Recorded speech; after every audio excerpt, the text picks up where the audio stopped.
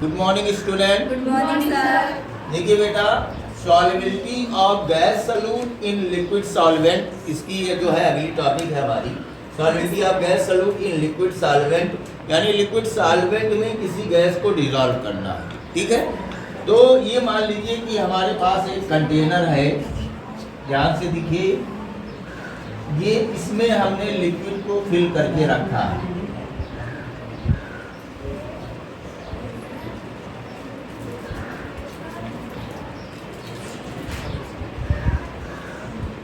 ये है लिक्विड, और यहाँ पर गैस के मॉलिक्यूल्स हैं। ये है गैस। इन गैस को इस लिक्विड में क्या करना है? डिसॉल्व करना है। ठीक है, इस गैस को इस लिक्विड में डिसॉल्व करना है तो आपको क्या करना पड़ेगा?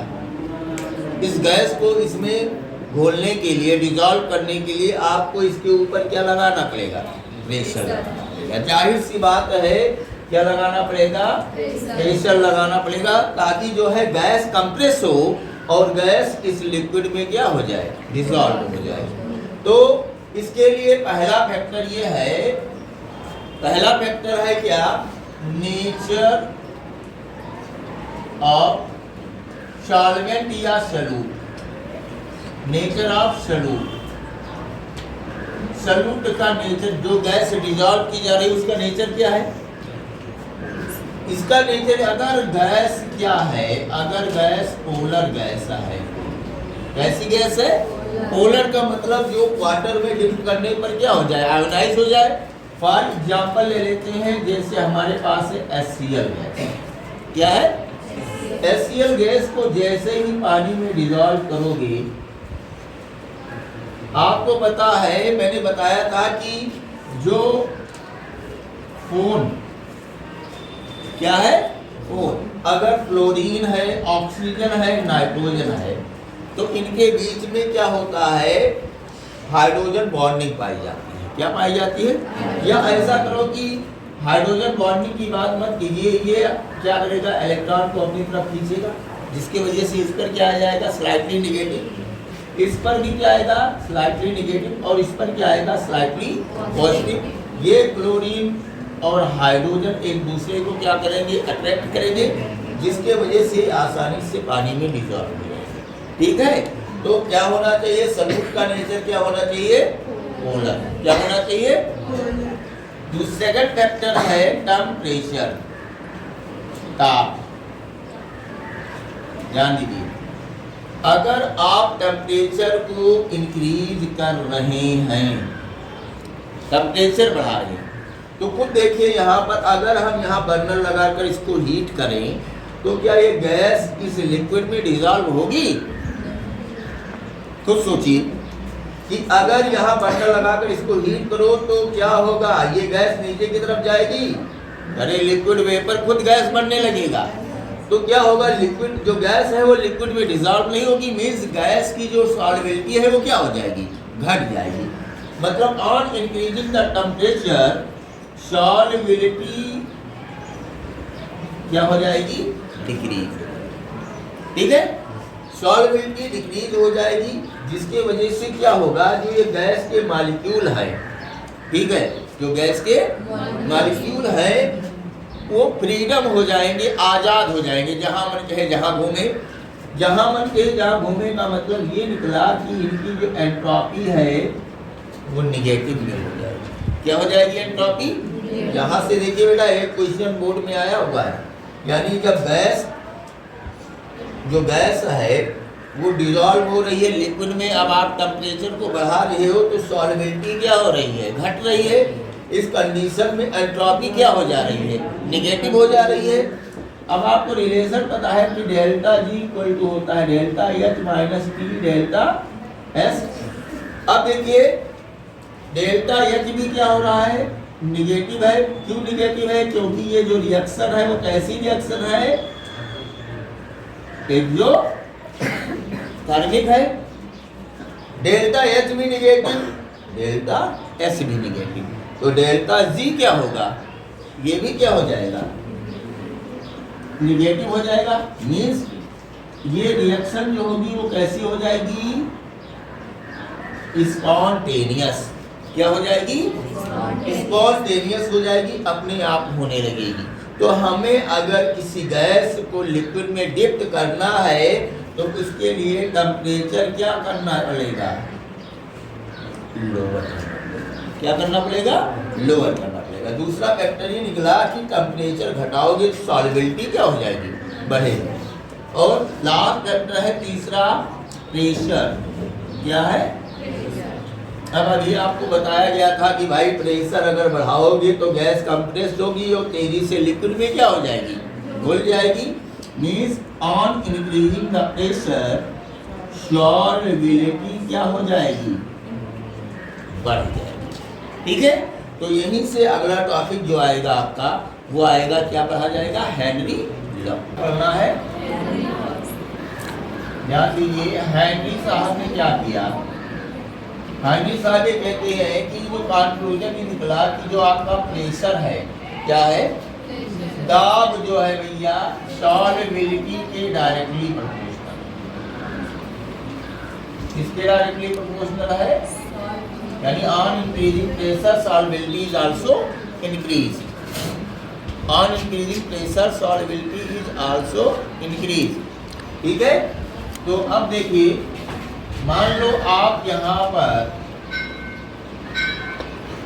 कंटेनर में क्या लिए हैं? कोई लिक्विड लिए हैं और इसमें गैस को डिजॉल्व करना है। तो यहाँ पर क्या लिया गया? मान लीजिए हमने ले लिया मोलारिटी, नॉर्मेलिटी, क्या ले लिया? फॉर्मेलिटी या मोल फ्रैक्शन ले लिया। तो हेनरी साहब ये कहते हैं कि जो मोल फ्रैक्शन है वो टेम्परेचर इंडिपेंडेंट है, टेम्परेचर पर डिपेंड नहीं कर रहा है। और दूसरा, मोल फ्रैक्शन बराबर number of moles divided by total moles मिल रहा है।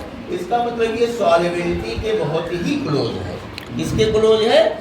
तो यहाँ से ये देखा गया कि जो पार्शियल प्रेशर है वो इसके डायरेक्टली प्रोपोर्शनल माना गया मोल फ्रैक्शन। इसके डायरेक्टली प्रोपोर्शनल मोल फ्रैक्शन। ये प्रोपोर्शनलिटी हटती है। यहाँ पर एक कांस्टेंट आएगा, उसको कहेंगे हेनरी कांस्टेंट। क्या कहते हैं? के एच एक्स, यानी ये आपका रिलेशन आया P equal to K H where के एच हेनरी कांस्टेंट। तो यहाँ से डिफिनीशन ये बनी कि जो हेनरी लॉ की डिफिनीशन है, द पार्शियल प्रेशर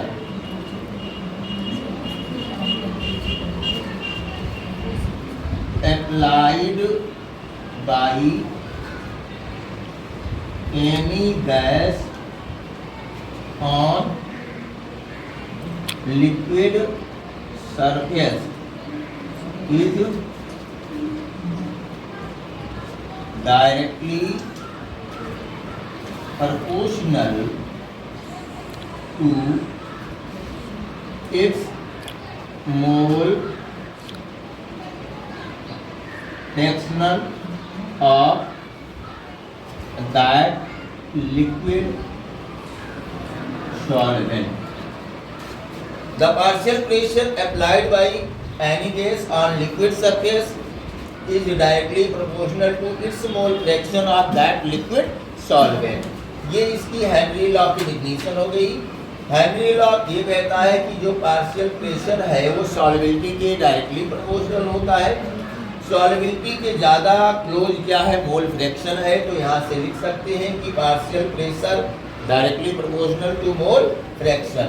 ये प्रोपोर्शनलिटी हटेगा, एक कांस्टेंट आएगा P equal to K H X where K H is a Henry constant.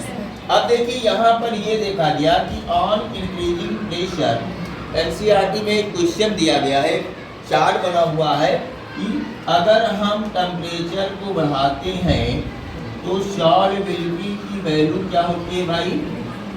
घटती है। सॉल्युबिलिटी क्या होती है? अब देखिए एट कांस्टेंट प्रेशर जो आपका के एच है इनवर्सली प्रोपोर्शनल टू एक्स। ध्यान से देखिए इसको कि at constant pressure K H inversely proportional to X. इसका मतलब ये निकला कि अगर हम KH की वैल्यू अगर बढ़ाते हैं, ठीक है, तो सॉल्वेबिलिटी यानी मोल फ्रैक्शन की वैल्यू क्या होती है, घटती है। इस रिलेशन से देखो, अगर KH बढ़ेगा तो X की वैल्यू क्या होगी, घटेगी। KH बढ़ रहा है, X घट रही मीन्स सॉल्वेबिलिटी घट रही है, और सॉल्वेबिलिटी किसके है, temperature. Solubility is inversely proportional to temperature. एक बढ़ रहा है, दूसरा घट रहा है।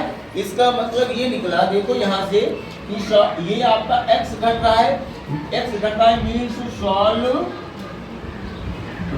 क्या हो रही है, घट रही है। यानी KH की वैल्यू बढ़ाने पर सॉल्वेबिलिटी की वैल्यू क्या हो रही है, घट रही है। तो ये कह सकते हो कि T बढ़ाने पर सॉल्वेबिलिटी की वैल्यू घट रही है, means T is directly proportional to KH। यानी अगर T की वैल्यू बढ़ाओगे तो KH की वैल्यू बढ़ेगी। ये आपका NCERT का जो चार्ट बना हुआ है उसमें दिया गया है कि on increasing the TH, KH की वैल्यू इंक्रीज कर रही है, ठीक है। तो एक बार इसको फिर से देखिए, टेम्परेचर बढ़ा रहे हो, सॉल्वेबिलिटी क्या हो रही है, घट रही है। अब एट कांस्टेंट प्रेशर KH की वैल्यू क्या है, 1/x, means on increasing KH, X decrease. KH की वैल्यू बढ़ा रही हो, X डिक्रीज हो रही, मींस सॉल्वेबिलिटी घट रही है। इसका मतलब ये निकला कि T की value directly proportional to KH या T directly proportional to KH। T बढ़ाओगे KH की वैल्यू बढ़ेगी, यानी टेम्परेचर बढ़ाने पर KH की वैल्यू बढ़ती है, सॉल्वेबिलिटी की वैल्यू घटती है, ठीक है।